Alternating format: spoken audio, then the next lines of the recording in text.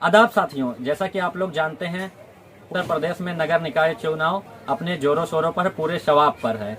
राजनीतिक दलों के साथ साथ सारे नेता गलियों मोहल्लों चौराहों पर आपको नजर आने लगे होंगे। पोस्टर बैनर से पूरी गलियां पट गई होंगी। तो इसी के उपलक्ष्य पर मैं कुछ बातें आपके सामने रखना चाहता हूं। तो राजनीतिक पार्टियां लुभावने वादे के साथ फिर से मैदान में होंगी। भले वादा हो ना पूरा हो, लेकिन पूरे वादों के साथ जनता के बीच मैदान में है। तो आइए नजर डालते हैं वोटों के गुणा गणित पर कि कौन सी पार्टी के पास कितने वोट हैं, कौन सी पार्टी कितना पाएगी। साथियों, निकाय चुनाव में 4 प्रमुख पार्टी अपने प्रदेश में हैं: सपा, भाजपा, कांग्रेस, बसपा। लेकिन सबसे ज्यादा जो लड़ाई दावेदारी ठोकी जा रही है, यह 2014 के बाद से सबसे ज्यादा दावेदारी दिखाई है, तो सपा बनाम भाजपा डायरेक्ट लड़ाई रहती है। लेकिन इसके बीच में बसपा को कम आंकना आपकी भूल हो सकती है। पिछले चुनाव में आपने देखा होगा, बसपा ने एक बहुत बड़ा रोल अदा किया है।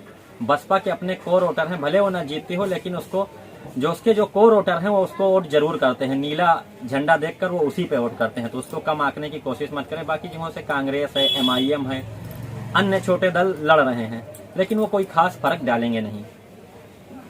तो साथियों, सभी दलों ने अपनी बिसात बिछाना शुरू कर दी है। भाजपा तो मेहनत कर ही रही है, उसके अलावा सपा भी मजबूती से लड़ रही है।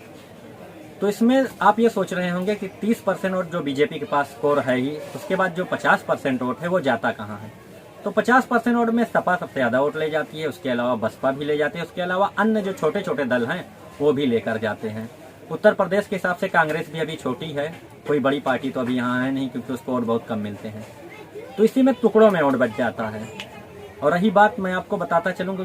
तो साथियों, 20% वोट जाता कहाँ है मैं आपको बता रहा हूँ। 20% वोट ऐसे जाता है जो हवा देख कर जाता है। उसमें बीजेपी के जो कार्यकर्ता हैं वो ग्रास रूट लेवल से काफी मजबूत हैं, काफी अनुशासित हैं। बीजेपी के हर एक कार्यकर्ता से मैं मिला हूँ, उनका ये उद्देश्य रहता है कि 10% वोट चाहे जिस तरह से हमारे पाले में आए, वो चाहे हिंदू मुसलमान के बीच नफरत कट्टरवाद तरीके से आए, चाहे अगड़ा पिछड़ा दिखाकर आए, किसी भी तरीके से हमारे पाले में 10% आ जाए। वो कार्यकर्ता है वो झोपड़ी से लेकर महलों तक प्रचार करता है। किसी भी हाल में बीजेपी को उनको जिताना होता है। और सबसे बड़ी बात है, बीजेपी के कार्यकर्ताओं के अंदर उनका एक मकसद ये रहता है, पार्टी जीते, और उनको जिताना बिल्कुल उसका मकसद होता है। भले ही रोड पे 2 फीट के गड्ढे हो जाएं, वो पानी में घुस के उनका विकास कुछ ना हो, कुछ ना मिले, विकास 5 साल ना हो, लेकिन उन्हें देसी भाषा में लोग भक्त भी कह देते हैं।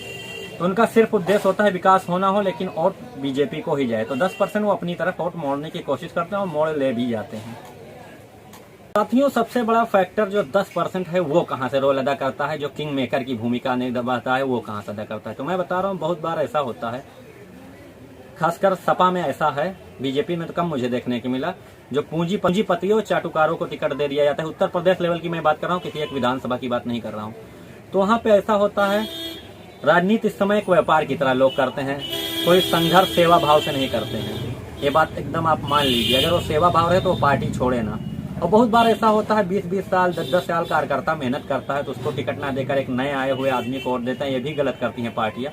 तो अपने आप को ठगा हुआ महसूस करता है और पार्टी छोड़कर बगावत कर देता है। इसी चक्कर में पार्टियां जाती हैं हार।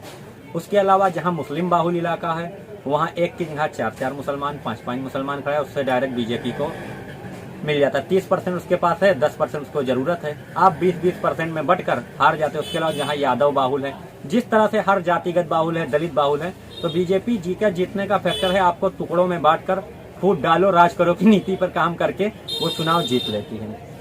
तो साथियों, वीडियो आपको कैसा लगा आप लोग कमेंट्स करके बताइए।